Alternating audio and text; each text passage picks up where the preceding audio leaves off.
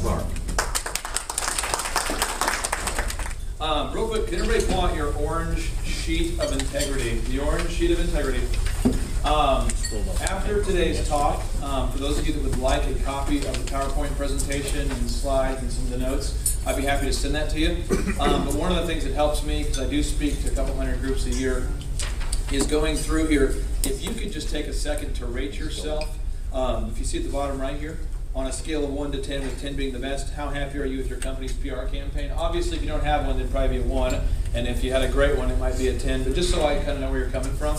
And then the second question is on a scale of 1 to 10, with 10 being the best, how confident are you that you have the tools needed? Some people here might go, hey, I know everything that you're talking about, so I don't need any of that stuff. Thank you very much. Third question is on a scale of 1 to 10, with 10 being the best, how much do you know about PR before today's presentation? And you can see the following questions, but if you'll just go ahead and fill that out there, that'll help me a lot there. And then if you put your name, phone number, email after the event, I promise I won't spam you or send you a bunch of things in the mail over and over. But what I will do is I will send you a copy of the PowerPoint presentation, the slides, and any follow-up questions you have, you can just call me or email me and we'll help you out there. So this is for your benefit, for me to know where you're coming from. And so I'll give you just a second to fill that out. In the meantime, I'll just sing the Jeopardy theme song. Today's topic is how to use PR like the stars, the art of converting clicks into cash. My background, just so you know, I think that sometimes the content of what you're hearing should always be weighted by who are we listening to, why is this person credible. So I just want to give you a little bit of a background on who I am and my background. I was the SBA Entrepreneur of the Year, as Roger said. We have 9 businesses. We have 5 kids. I'm always working on something big. I try to avoid direct sunlight. I'm just kind of kidding, but my wife makes fun of me because I'm inside so much. I don't go out very much. So I took algebra 3 times. Everybody here is smarter than I am once you get to know that. Took algebra 3 times to get through that. And I did take my ACT 3 times to get to college as well. So I want to encourage you guys that everybody here, if I can do this stuff, I promise that you can do it. Okay, so the 6 things we're going to go over today. 6 things is 1 is what is the definition of public relations? 2, what are your business goals for this year? 3, how will viral and passionately positive PR help you achieve your goals? 4, why does PR work? 5, if this works, why doesn't everyone just do it? And 6, what are the systematic step-by-step steps that you must take to launch an effective PR campaign? This is a quote I want you to either write down or just remember in your brain.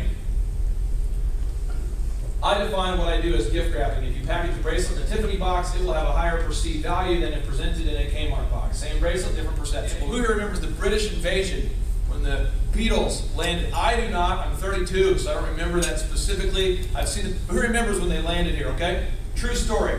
They landed. If you read a book called Guerrilla PR 2.0, you can read the historical review of this, but it's Guerrilla PR 2.0. Phenomenal. The Beatles land, from Britain. They land over here. No one knows who they are at this point. Okay, so the kids are like, who are these guys? So then their publicist says, let's try that again. He goes to a local high school, gives them signs, pays the kids $5, $10 at the time, like $1 each, 50 cents each. Says, hold these signs and scream their names. Like, who are these people? It doesn't matter. Scream and we'll film you. And then the Beatlemania, they took the photos, Beatlemania group, okay? Another example, a guy by the name of Frank Sinatra. They paid someone to faint in every crowd. And then a guy by the name of Michael Jackson thought that was a good idea and paid 3 or 4 people in every crowd. And so it perpetuated that. So it's, yes sir? You don't work for Obama, do you? No. But I will tell you that one of the things that's hard for me to deal with is, regardless of where you line up in your political views, one of the things that's it was hard for me on the outside in looking into it, is PR can control what people think, whether it's true or false. Now, I'm a Christian. I try to do everything in a way that I want to treat people that I want to be treated.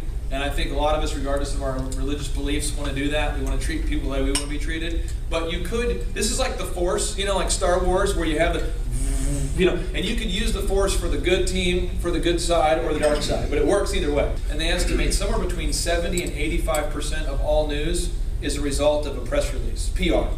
Somebody paid to shape your view. Over 70%. Every study says over 70%. Some say 71, some say 84. Isn't that kind of crazy though?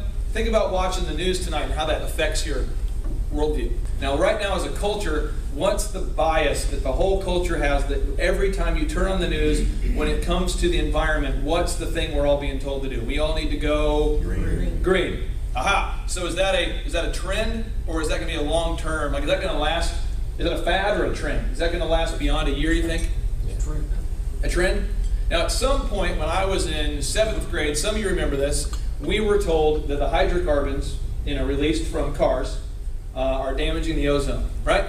And so what we say is, as a country, somehow, from my age 12 till now, we've gone from, we should probably go green, to now it's irrefutable. If you don't go green, there's something wrong with you, okay? Now, regardless of whether we agree with this or not, this is a trend, right? Now, what if you were the expert in your community, right, about this infringement on rights and security, and you know everything about security because you're the guru?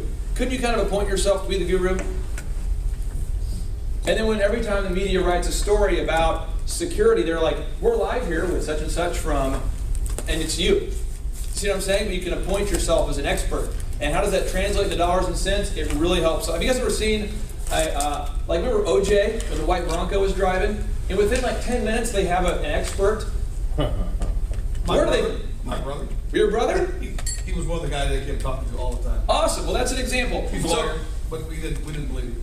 Well, you know what I'm saying? So how do you find these experts? They find these experts because people in a room just like this decide they're going to start promoting themselves as experts and making those connections so that when things happen, you'll get the call. And I promise you it will dramatically impact your sales. So I'm saying, what if we gift wrapped our ID business, our security business, in a way that gift wrapped us like the Tiffany's box?